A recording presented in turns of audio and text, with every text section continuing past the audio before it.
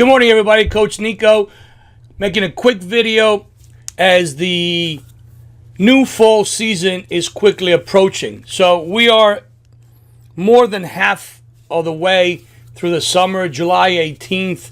Got about another month and a half before the new fall season starts.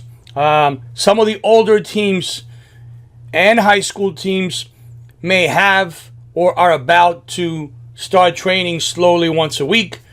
Some of the younger teams will probably start training right about the first week of September. But I wanted to get this quick video out now that it's fresh in my mind. And it basically has to do with parents and coaches that consistently ignore where U.S. soccer is going, ignore the opinions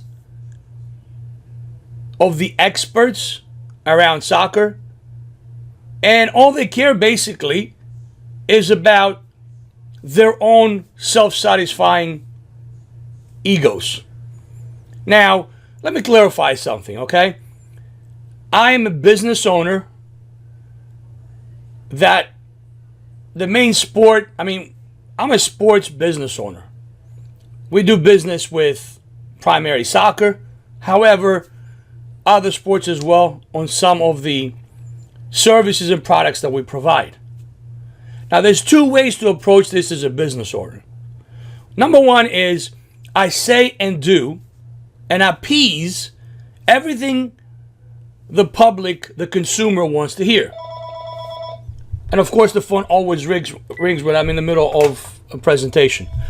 So I tell you guys what you want to hear, and in return, I get business from you. The question is, am I comfortable with that? Do you want me just to lie to you guys in hopes that I get your business, that I earn your business? Or do you want somebody who's going to be straight up forward with you, regardless if you like the truth or not? And hopefully you appreciate that. It may hurt business in the short term, but hopefully people will realize that what I am offering and what I'm saying is straight up from the heart. Because I want to sleep better at night, I choose the latter. I want to be straightforward with you. I want to hurt your ego. I'm going to stomp on your heart. But I want to tell you what I feel is the truth. I'm 54 years old. I've walked through life, just like a lot of you guys. Some of you guys have been engineers all your lives. Some of you guys have been dentists. Some of you guys have been lawyers. Some of you guys have been teachers. You have a field of expertise, okay?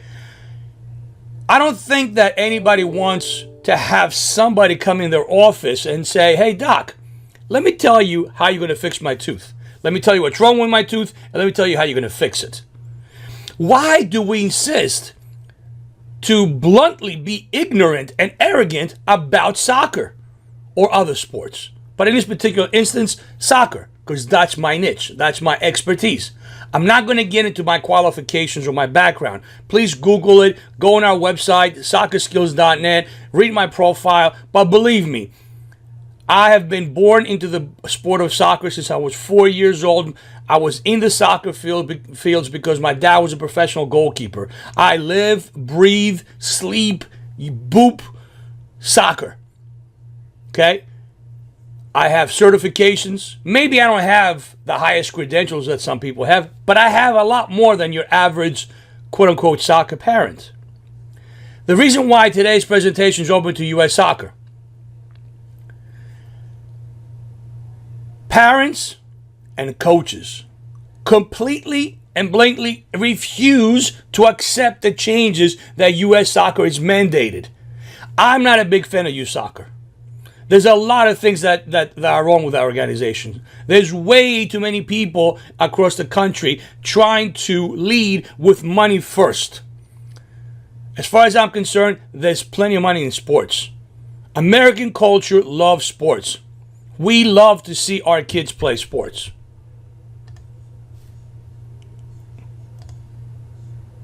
Just checking to make sure that this is recording, by the way. Sorry about that. Okay. There's money to be made in sports. But under what cost? I feel that if you lead and you do the right thing, the money will follow. I also believe that if you do everything just because of money, sooner or later people are going to catch on to you and you're going to disappear. So with the fact that there's money to be made if you do it the right way, U.S. Soccer, okay, and again, as I said, I'm not a big fan, has come out with some changes. The sport is changing. Hey, parents. Hey, volunteer soccer parents who a month ago you did not know what a soccer ball looked like, but a month later you think that you are Mourinho, okay? And if you don't know who Mourinho is, he is the coach of Manchester United, okay? You think that you're Pep Guardiola, he's the coach of Man City. Basically, you go from knowing nothing about the sport, and within a month or a couple of months, you think you know everything. Stop it. You are hurting the kids. Not only are you hurting your own son or daughter, you are hurting your team. Stop it. Parents, get your head out of you know where. And stop telling me that young kids, well, my kids are very disappointed in this. Or my kids don't like this. What am I talking about? I'm talking about the decision about U.S. Soccer to, number one, change the birth years, just like the rest of the world is doing. It doesn't matter where you go in the world, okay? These are the changes that U.S. Soccer is making to basically get aboard the rest of the world. The rest of the world is going to World Cups. You have countries that have the population of New Jersey, a few million people, and they're going to World Cups consistently. They are producing top-notch players. We are a country of hundreds of millions of people, and we can't even produce a decent professional league, never mind a national team. It all starts from grassroots soccer. It all starts from the 3 and 4 year old. It all starts from parents. Stop thinking that you know the sport. Just because you don't like a certain thing, just because you don't understand something, it doesn't mean that it's wrong. So the mandate of U.S. Soccer to change the birth years is something that is done across the world. Now, everybody thought that the world was come to an end last couple of years. Oh my God, teams are breaking up. My kid is heartbroken. She's going to just basically go into manic depression because you're breaking up the team because ba ba ba ba ba ba ba ba ba ba ba. Not too many deaths were reported because of the change of the birth year situation. After a couple of years, now we see everything started being, equalizing. So U.S. Soccer, as I've opened up the website here, mandated a couple of things. Birth year registration, okay? So you're going now that all the, O1s are playing together, O2s are playing together, O3s are playing together, O10s are playing together. Everybody's playing within the calendar year. Regardless of when you were born, that's the year that you were playing. So although everybody thought that the world was coming to an end, well, guess what? Not only did it not come to an end, now we can see that the level is evening out and we're moving forward. So here is the birth year registration chart, okay? It tells you when you were born. All right, it tells you where you should be. But that's not what I want to really address today. What I want to address today is this portion. Small-sided games, development philosophy of playing standards for players 12 and under. And that really has me all fired up. When I get people, coaches, and parents telling me that their son or daughter is devastated because they want to play or they're being asked to play small-sided games. Hey, guys, let me break it down for you, okay? And my favorite is this. I don't care what anybody says. It's not real soccer unless you're playing 11v11, 11 aside. you are just blandly ignorant if you're making that kind of statement. An 11v11 game is tailored for an adult. The field dimensions are a lot bigger. There's a lot of rules. A 4-year-old, a 5-year-old, a 6-year-old, a 7-year-old, an 8-year-old does not have the mental capacity to understand all those rules. Heck, you have grown players, 17, 18, 19-year-old players that still don't understand the offside rule. How do you expect a 5-year-old to understand what it is? So what happened is, across the world, and you guys can Google this, you can YouTube this, you can do research, and you'll see it's not me saying this, it's not U.S. soccer saying this, it's the world. What is our purpose as youth coaches, as youth parents for the 3-4-year-olds? The number one purpose is we want to make sure that the kids fall in love with the sport of soccer. Because if they fall in love with the sport of soccer, then they will continue to play that sport and they will not quit. By falling in love with something, you continue to do it. So therefore, if a player loves the game of soccer, chances of them continue to play increase. By turning them off at a young age, sooner or later, they're going to quit. So at 3 years old, at 4 years old, our purpose really is not to teach them skills. They're too young for that. Our purpose is just to get them to love the sport. In fact, everywhere you go that soccer is being developed at the right pace, with the right attitude, the 4-year-olds, the 5-year-olds, they just roll out a ball, put 2 goals at the end of each side, and let them play. There's really not that much coaching. They just let them play. Children are a lot smarter than we are, and they can figure things out.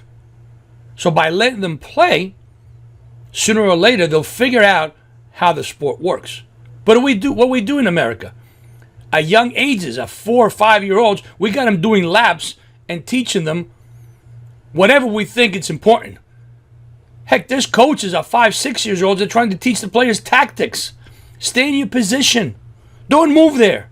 And the player just sits there frozen on the field. Coach told me not to move. So once again, our purpose at the young ages is to teach them how to fall in love with the sport, love the sport, and keep playing the sport throughout their teen years and eventually into adulthood. Do you start playing the sport because your purpose at 4 years old is to make the national team or be a professional soccer player? No. And if that's what you're teaching the kids, well, I'm sorry, but that's the wrong path. There's parents that think at 7 years old, 8 years old, they got to go and play for an academy or quote-unquote academy, which we all know it's a pre-academy when you're writing the check, because the kid basically is the best one on the team. And they think he or she are going to get a scholarship and be the next, international sensation. Just let them play. By the time they become 12 to 14 years old, man, they change so much, they make your head spin. By the time 14, 15 years old comes, they got other interests. Some will keep playing at a high level. Some will play at a mediocre level or medium level. Some will quit. And that's fact. There's nothing you can do. A kid that starts off great at 5, 6 years old and looks like the next Messi, by the time they're 12 years old, they're like, what happened to this kid? And vice versa. The slow starter who cannot even kick the ball at 7 years old, by the time they're 14 years old, they're amazing players. But back to the small-sided game, okay? Please don't come and tell me that little Johnny at 6, 7 years old is heartbroken because his friends are playing, 7v7, 9v9, and he's only playing 5v5, and it's not fair.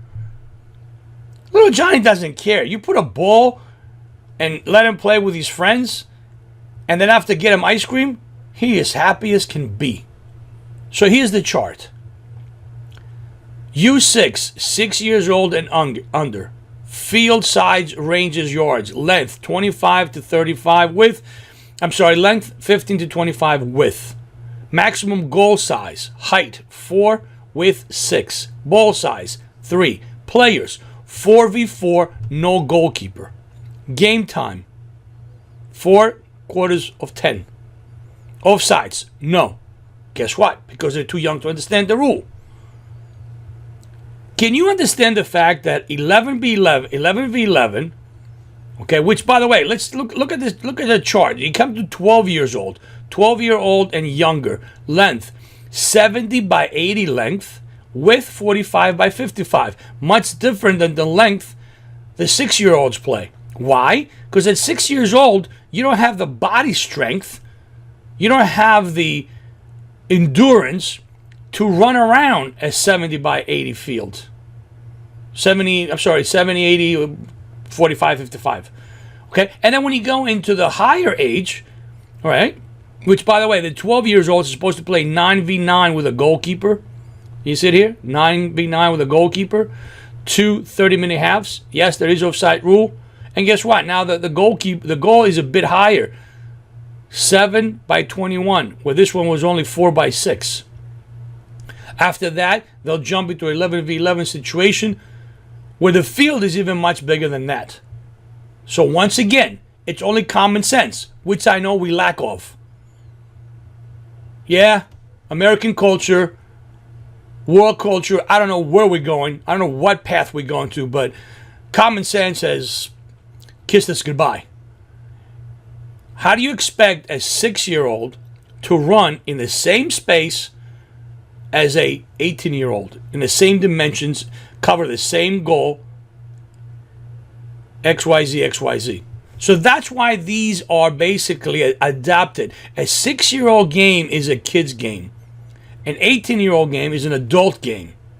Furthermore, this is only the offside rule that's implemented here. There's other rules that are not into play when you're playing 4v4 or 5v5.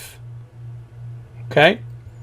The reason being, once again, is because younger players don't have the mental capacity to understand all the rules. As a young volunteer coach, it's a lot easier to coach 6, 7-year-olds with very few rules as opposed to knowing all the rules off the get-go. As you get a few years under your belt of coaching, you get to know the rules and you develop with the players as well. Now you're in a situation to coach an older team because you know all the rules. Furthermore, when you have a small-sided game with only 4 players and no goalkeeper, now the opportunity for the young players to touch the ball are a lot higher. It's a numbers game. Less players, smaller space, the players will touch the ball a lot more. Therefore, it develops their skills. Without having to be coached, it develops their skills. Their first touch, their control on the ball, their 1v1s. They'll always be taking on players, fighting for the ball. Now, here's a good argument. Well, there's no... When do they compete against other teams? There's no league games. There's no scores. I mean, American culture just thrives on having scores, standings, rankings. I mean, how crazy are we that we're sitting around watching a bunch of 10-year-olds and they're already being ranked? God Soccer's got them rankings. Well, they're the number 1 team in the state. They're 10 years old and they're amazing. They're 10 years old, for God's sakes. Do you really think that they care? Oh, my son loves the thrill of competition. He loves to be the number 1. He loves to be the number 1 because he hears mom and dad all day long talking about being number 1. So he's going to spur out what he hears. Like a parakeet. Like, he comes back and tells, oh, I love the thrill of competition. I love being number 1, coach. Why? Because he hears mom and dad talk about that all the time. They really don't care.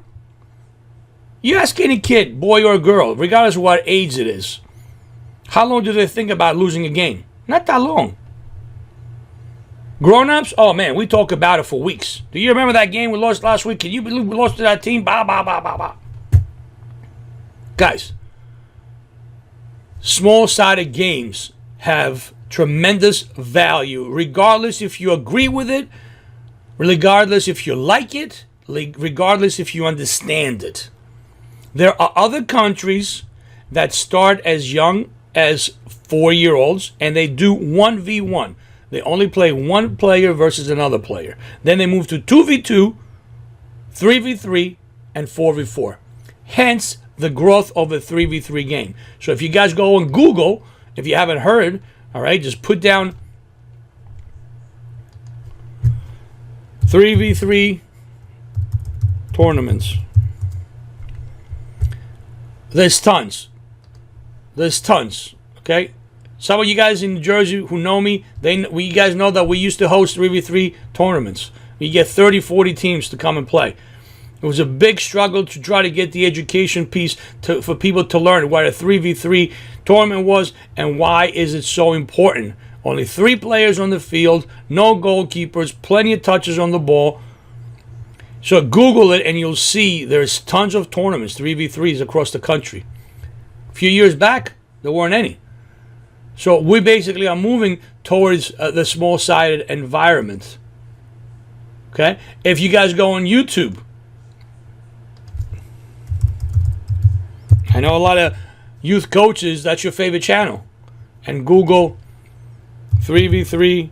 Oh, actually, no, just Google, YouTube rather, small-sided soccer games. Okay? Tons of stuff. Small-sided games here. Ajax, 5v3 possession counter.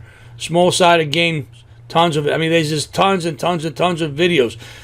Learn about why it's important. I mean, look, this is a U21. These are U21 England team, and they're doing small-sided games. That's how they train. Let's watch this video for a minute.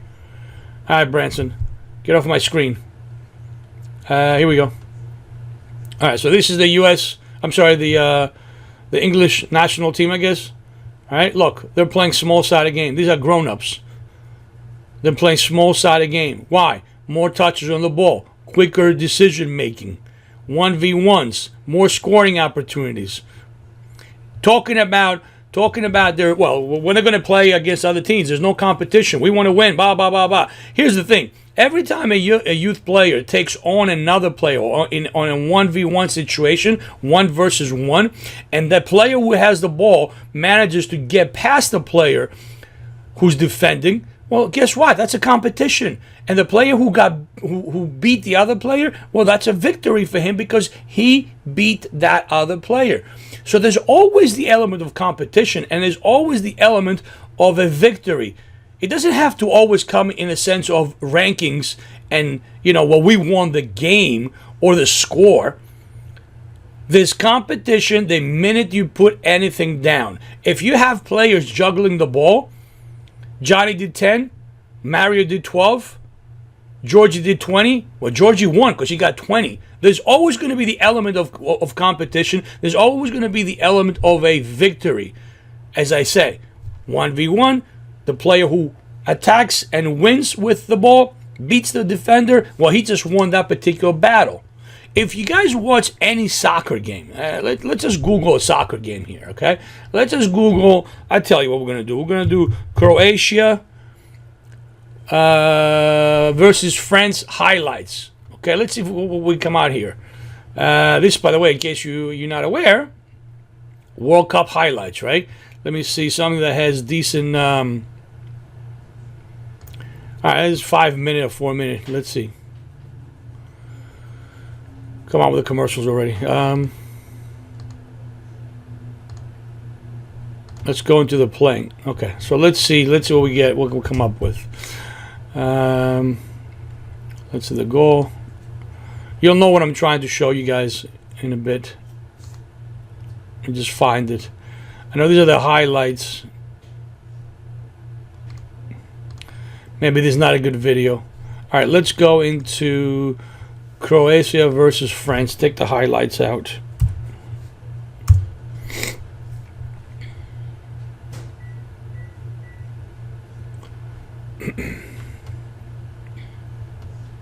All right, here it is. This should be good.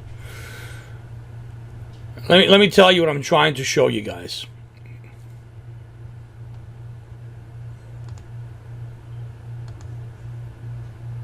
All right, so let's watch a little bit of the game.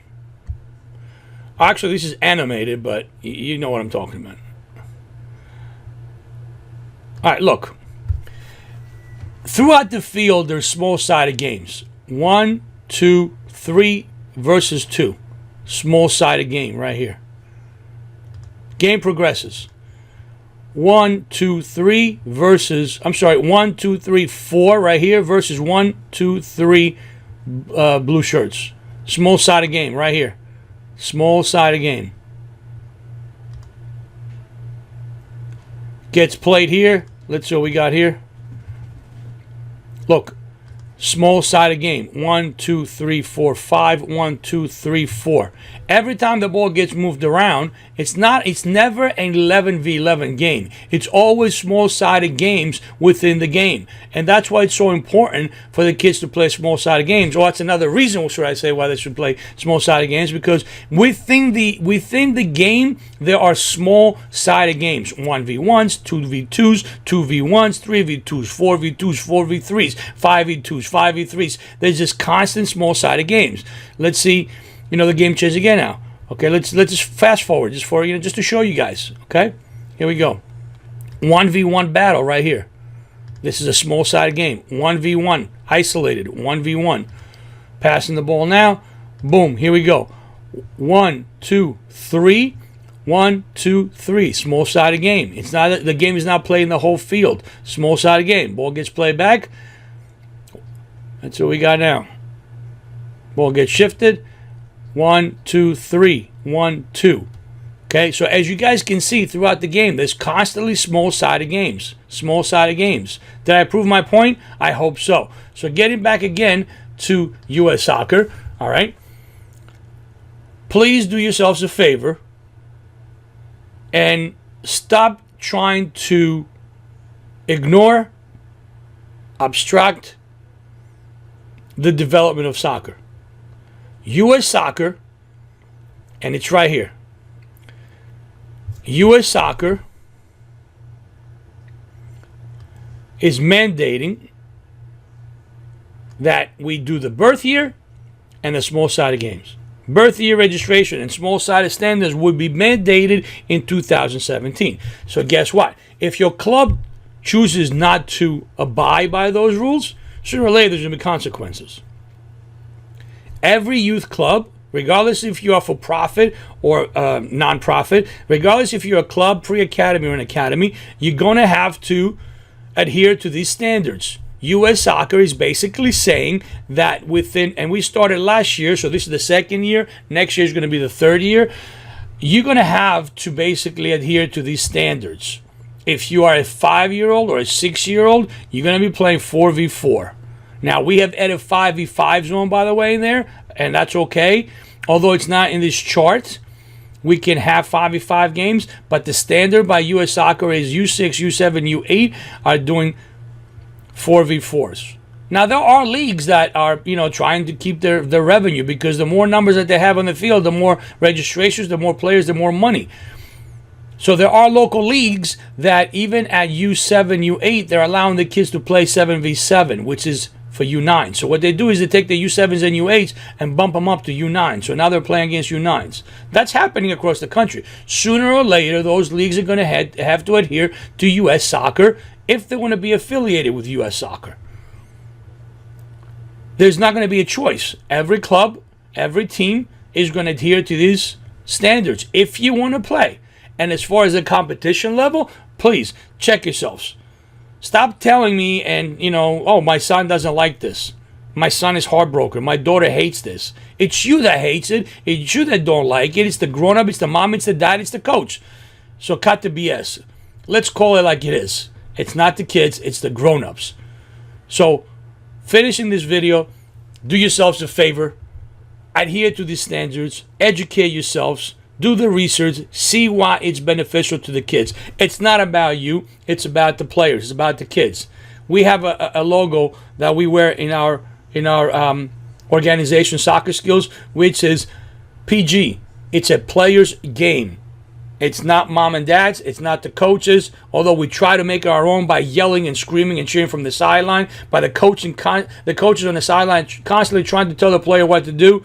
At the end of the day, it's always about the player. We can provide them the venues. We can provide them the tools to succeed. But if the player doesn't want to do it, he or she will never get it done. It's always up to the player. Educate yourselves. Adhere to the standards. Do it for your children, not for yourselves. Please keep watching these videos.